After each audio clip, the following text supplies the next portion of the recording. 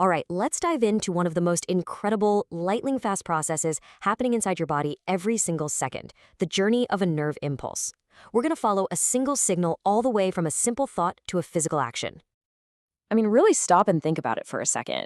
You decide you want to pick up your coffee cup, and poof, your hand just moves. How does that even work? What's the connection between the idea in your head and the muscles in your arm? Well, it turns out the secret is a microscopic electrical spark called an action potential. And that's what we're going to do today. We're going to follow that one tiny spark step by step through your body's amazing internal wiring. Okay, so first things first, we need to understand the grid itself. Because before any signal is even sent, your body is already primed and ready, holding this latent electrical charge, just waiting for a command. And that readiness exists in something called excitable tissue. You can pretty much think of it as your body's living electrical wiring. It's a special kind of tissue that has this incredible ability to create and pass along signals. And it forms the very foundation of your entire nervous system. Yeah, not all tissues are created equal in this network. As you can see, your nerves and your muscles, they're the superstars. They're the excitable ones that carry the messages and then perform the actions.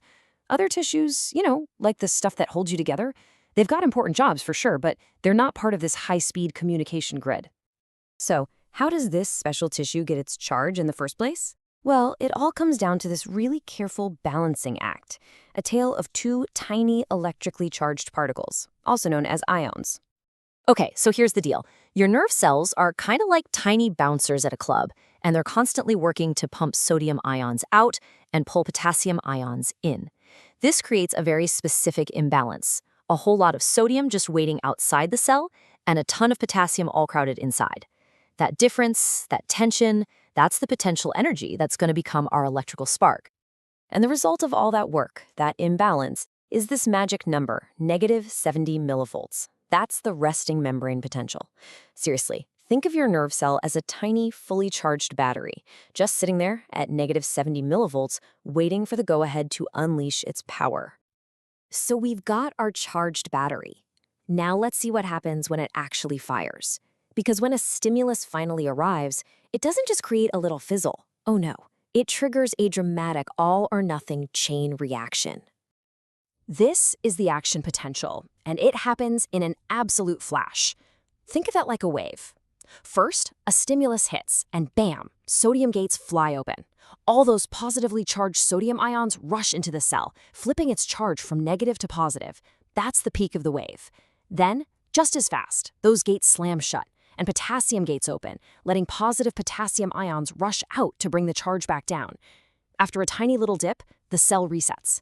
This whole thing races down the nerve like a line of falling dominoes, each one triggering the next in line. And this brings us to a super important rule, the all or none law. A nerve impulse doesn't get weaker as it travels. If that initial stimulus is strong enough to start the first domino, the nerve fires with its full maximum strength all the way to the end. But if it's not strong enough, nothing. It's a digital system. It's either on or it's off, no in between.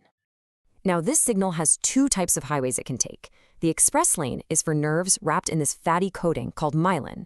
Here, the signal literally jumps from gap to gap, reaching insane speeds of over 200 miles an hour. But on the local roads, the unmyelinated nerves, the signal has to travel along every single inch of the membrane. It gets the job done, but it's way slower and uses up a lot more energy. So our little spark has raced down the nerve cell highway, but now it hits a roadblock, a dead end. What happens when it reaches the end of the line? It has to make a leap to the next cell. And this is where things get really, really clever.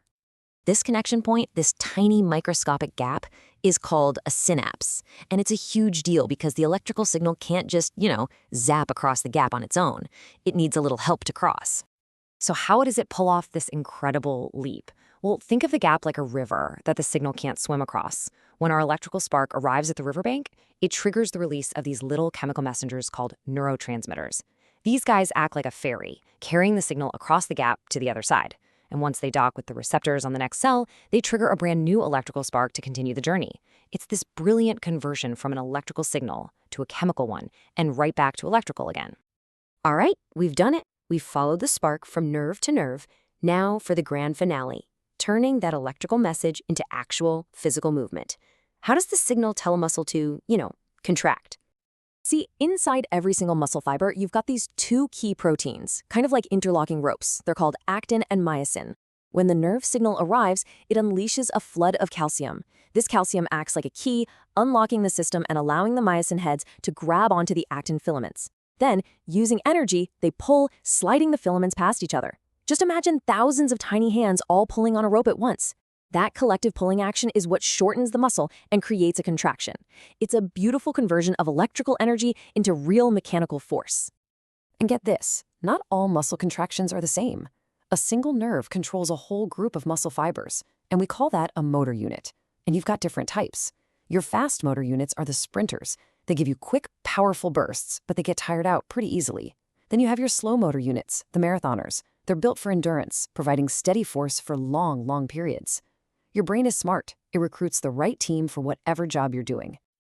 Wow, so we've followed that spark all the way from a resting nerve cell across that tiny synaptic gap and right into a muscle fiber. Let's just take a second and recap this incredible journey and really see why this matters so much. So what are the big takeaways here? Well, first, your body is always, and I mean always, in a state of electrical readiness. Second, the signals it sends are clean, all-or-nothing digital pulses, which means no information gets lost along the way. Third, these signals cleverly switch to a chemical message to cross the gaps between cells. And finally, they trigger another chemical reaction to produce real physical force.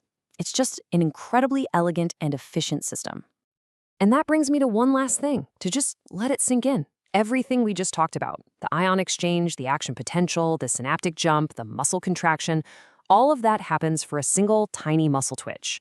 So as you're sitting here right now, breathing, blinking, maybe shifting in your seat, just how many millions or even billions of these journeys are happening inside you right now, completely without you even thinking about it?